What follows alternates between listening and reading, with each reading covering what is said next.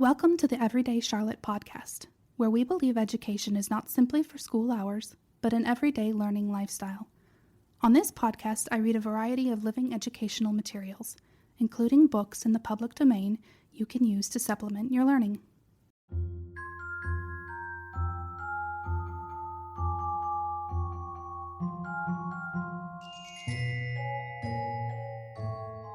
The Nutcracker and the Mouse King by E.T.A. Hoffman.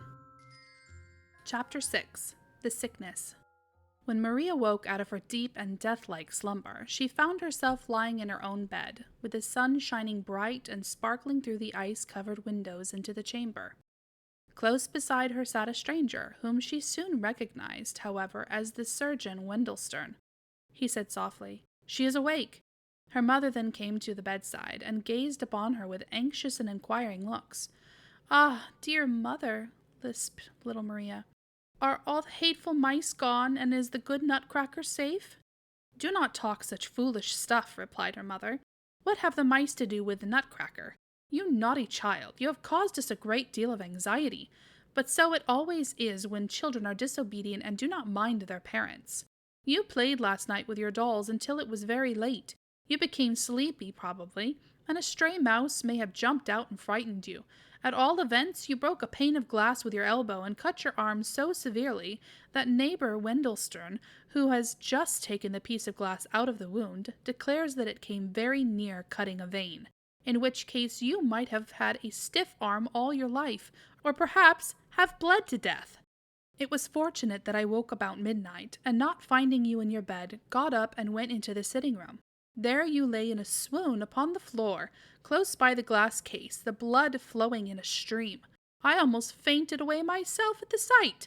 There you lay, and scattered around were many of Frederick's leaden soldiers, broken china figures, gingerbread men and women and other playthings, and not far off your left shoe."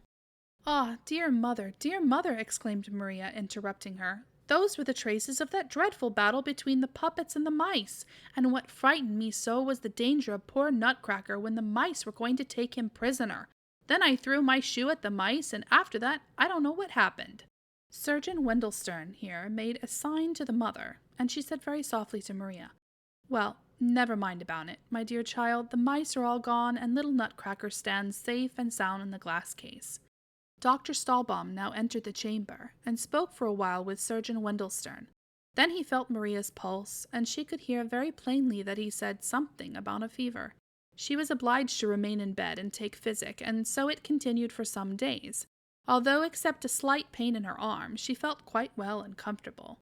She knew little Nutcracker had escaped safe from the battle, and it seemed to her that she sometimes heard his voice quite plainly, as if in a dream, saying mournfully, "Maria, dearest lady, what thanks do I not owe you?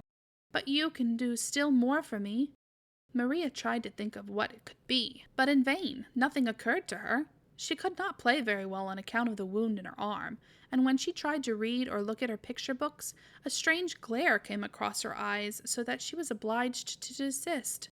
The time during the day always seemed very long to her, and she waited impatiently for evening, as her mother then usually seated herself by her bedside and read or related some pretty story to her. One evening she had just finished the wonderful history of Prince Facardin when the door opened and Godfather Drosselmeier entered, saying, "I must see now for myself how it goes with the sick and wounded, Maria." As soon as Maria saw Godfather Drosselmeier in his brown coat, the image of that night in which Nutcracker lost the battle against the mice returned vividly to her mind, and she cried out involuntarily, "Oh, Godfather Drosselmeier, you have been very naughty. I saw you as you sat upon the clock, and covered it with your wings, so that it should not strike loud, to scare away the mice. I heard how you called out to the Mouse King. Why did you not come to help us, me and the poor Nutcracker? It is all your fault, naughty Godfather Drosselmeier, that I must be here sick in bed." Her mother was quite frightened at this, and said, "What is the matter with you, dear Maria?" But Godfather Drosselmeier made very strange faces, and said in a grating, monotonous tone, "Pendulum must whir, whir, whir, this way, that way, clock will strike, tired of ticking, all the day, softly whir, whir, whir, strike, cling, clang, strike, clang, cling, bing, and bang, and bang, and bing, 'twill scare away the Mouse King. Then owl in swift flight comes at dead of night. Pendulum must whir, whir, clock will strike, cling, clang, this way, that way, tired of ticking all the day. Bing, bang, and the Mouse King scare away. Whir, whir, purr, purr. Maria stared at Godfather Drosselmeier, for he did not look at all as he usually did, but appeared much uglier, and he moved his right arm back and forward like a puppet pulled by wires. She would have been afraid of him if her mother had not been present, and if Fred had not slipped in the meanwhile, and interrupted him with loud laughter. "Ha, ha! Godfather Drosselmeier," called Fred. "You are today too droll again. You act just like my harlequin that I threw into the lumber room long ago." But their mother was very serious and said, "Dear counselor, this is very strange sport. What do you really mean by it?" "Gracious me," replied Drosselmeier, laughing. "Have you forgotten then my pretty watchmaker's song? I always sing it to such patients as Maria." With this he drew his chair close to her bed and said, "Do not be angry that I did not pick out the Mouse King's 14 eyes. That could not be. But instead, I have in store for you a very agreeable surprise." The counselor, with these words, put his hand in his pocket, drew something out slowly, and behold it was Nutcracker, with his lost teeth nicely fastened in, and his lame chin well set and sound. Maria cried aloud with joy, while her mother smiled and said, "You see now, Maria, that Godfather Drosselmeier meant well by your little Nutcracker." "But still you must confess, Maria," said the counselor, "that Nutcracker's figure is none of the finest, neither can his face be called exactly handsome. How this ugliness came to be hereditary in the family, I will now relate to you, if you will listen. Or perhaps you already know the story of Princess Pirlipat, and the Lady Mouserings, and the skillful watchmaker?" "Look here, Godfather Drosselmeier," interrupted Fred.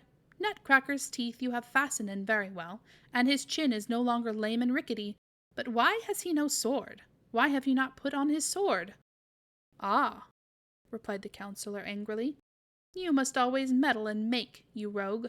What is Nutcracker's sword to me? I have cured his wounds, and he may find a sword for himself as he can."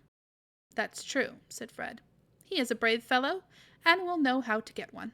"Tell me then, Maria," continued the counselor, "have you heard the story of Princess Pirlipat?" "I hope, dear counselor," said the mother, "that your story will not be frightful, as those that you narrate usually are." "By no means, dearest madam," replied Drosselmeier. "On the contrary, what I have this time the honor to relate is droll and merry." "Begin then, dear godfather," cried the children, and the counselor began as follows.